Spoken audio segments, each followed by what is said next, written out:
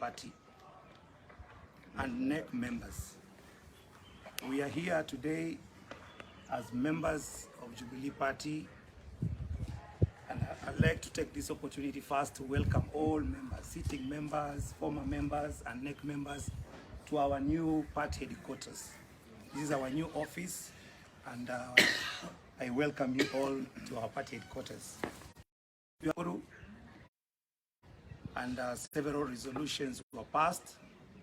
On Monday this week, we submitted the returns to the Registrar of Political Parties, and by Tuesday, we are happy to announce that we got a communication from the Registrar of Political Parties confirming that the meeting that we had in Nakuru was properly convened, and by saying so, it means that all the resolutions that we passed in that meeting stand. So this actually means that all the officials, the 3 officials that were suspended, remain suspended. Mheshimiwa Kanini Kega is the acting SG, Mheshimiwa Kenan is the acting vice chairman, and Mheshimiwa Rachel Nyamai is the acting treasurer. So those resolutions stand, and we would like to tell our brothers to respect that. At this particular juncture, I'd like to welcome our SG to make some few remarks. Thank you so much, our national chairman, the NEC members who are present, the members of parliament, both in the National Assembly and the Senate, the other members who are former members of parliament and also former MCAs, and members of this great party. Good afternoon. Good afternoon. We are happy to be back here. We are happy to be back to our party. We are happy that for the first time, we feel the ownership of the party is with the members. It's unfortunate that I think the former team decided to tell the staffs to keep off and not to come to the party headquarters. We were also hoping that the former officials, or the ones who are suspended, would find them here, so that at least as they go and transit, they will be able to do the hard work, to think or to do otherwise. However, we have been substantively been put in office by the NEC, and we will do everything possible within the confines of the law to make sure that we adhere to our constitution first, and also to the wish of our people. So from today, we will be operating from here. We will make sure that the process, the disciplinary process, will take place, and make sure that we give those who are suspended fair treatment. We will be fair to them. We have already communicated to them, and I am hoping that in due course, they will be able to appear before the organs of the party which are charged with that responsibility. But we are happy that we are now united as a party. We are happy that we stand for peace. If you look at the logo of our party, you will see that it's a dove, which symbolizes peace. You cannot symbolize peace when you are in demonstrations. We have advised our members of both the National Assembly and the Senate, NEC members, to desist from attending any meeting that would create chaos in the country, that would bring disharmony in the country. So in effect, we are telling our members that they should not attend any meeting that is going to bring disruption in the peace of our country. With that, we want to say that we will be communicating to the nation the next course of action, and we will be updating the country on anything that we'll be doing, because we want transparency. One of the things that we will do as the team here is to make sure that we do a proper audit of all the activities before the elections, during the elections, and after the election. We look at all the financial transactions to make sure that they conform with the fiscal policy of our country. But we are inviting everybody to come back to our party. Those who had left, we want to tell them that you have a team that is welcoming you with the open arms. Our MCA caucus, in due course, I think in the next 1 or 2 weeks, we'll be able to have the first ever MCA caucus. And you remember they were elected in August last year, but there has never been an MCA caucus. This is the first time that we had a PG, you know. So we want to assure our members, both elected and those who lost, that you have a safe haven, you have a party that will listen to you, and a party that will move forward together. Thank you. Another question. Any question maybe? Yes. SG. Kioni and the team response the takeover is illegal. What do you have to say? It's very clear. We are dealing with papers.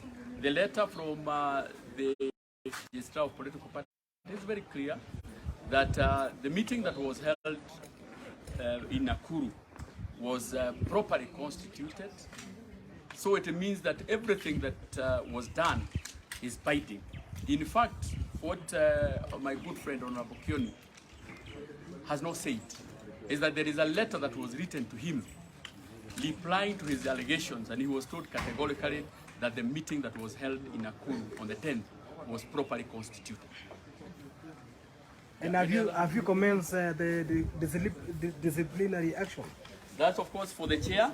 The chair is the one who is going to answer that, because basically it falls in the docket of the chair, the national chair. We have already communicated to both the chairs of the National Disciplinary Committee and the Internal Disciplinary Committee, Dispute Resolution Committee, and we have given them about a week to convene. So that has already been done. Mheshimiwa Kanini Kega, today I actually spoke to the registrar of the political parties, and she said that yes, indeed, you follow the due legal process. But then on this issue of actually planning to exit the Azimio, is still part of your agenda? And how soon are you planning to follow those due processes? We will be able to communicate, as we said, that there will be no opaqueness. It will be very clear. Whichever position that you'll be taking, we'll be able to communicate. And you have said categorically that you'll be following the Constitution. So when we'll close the bridge, when we come to it, we have not come to that bridge. But for sure, you can rest assured that we'll close that bridge. So the party leader is aware of this?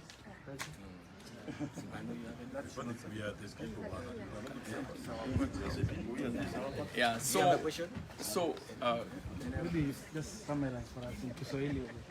niseme kwamba tumefika hapa kama wabunge ambao wamechaguliwa, wabunge wa seneti, wabunge wa bunge la kitaifa, wabunge MCAs, na pia tuko na kamati ya NEC ambayo imewakilishwa ama imeongozwa na mwenyekiti wa chama chetu cha Jubilee, na pia wafuasi wetu wa chama chetu cha Jubilee. Na tumekuja kwa sababu jana kuna barua ilitolewa na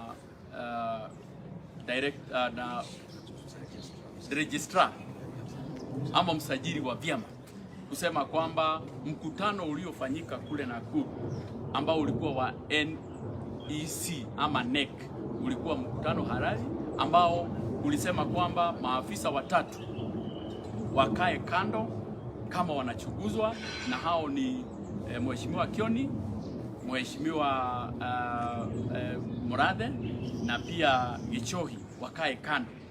Na pia wakasema ama kwa hiyo mkutano ikasemwa kwamba wale ambao watakuwa kaimu kwa hizo viti ni Mheshimiwa Kainan ambaye ni naibu mwenyekiti, Mheshimiwa Rachel Nyamai ambaye ni mweka hazina, na mimi ambaye nitakuwa kaimu katibu mkuu wa chama.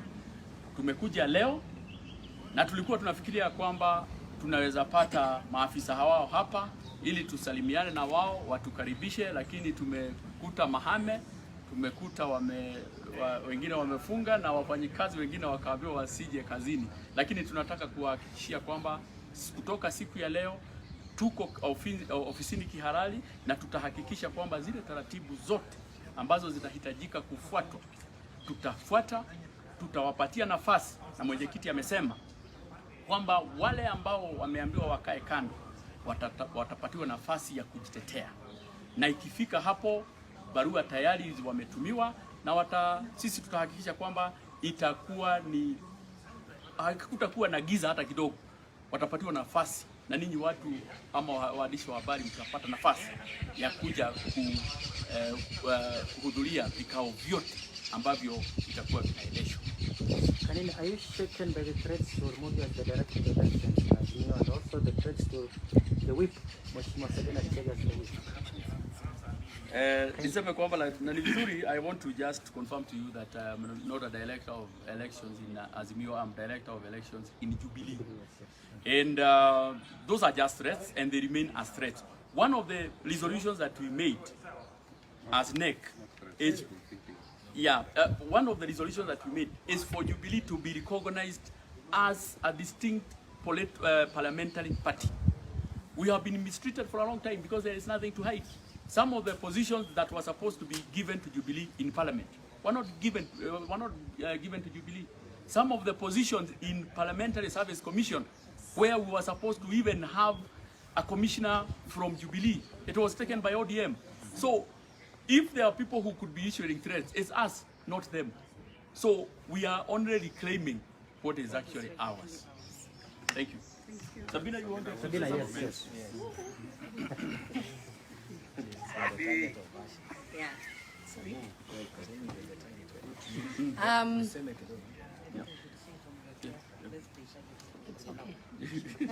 I think my sister will speak on my behalf, but I have to mention something. With the new developments, I've become a target of many people with reasons best known to them. I just want to tell them I'm a fighter and I'm not afraid. And I want to say, for the people who are being paid 2,500 to abuse Sabina, God bless you. I have nothing against you, and especially for the young people, please take care because you might meet hapo mbeleni. Mimi nitasema hivi, wanaokudharau siku moja watakusalimia kwa heshima. Watch this, Sabina. Thank you very much.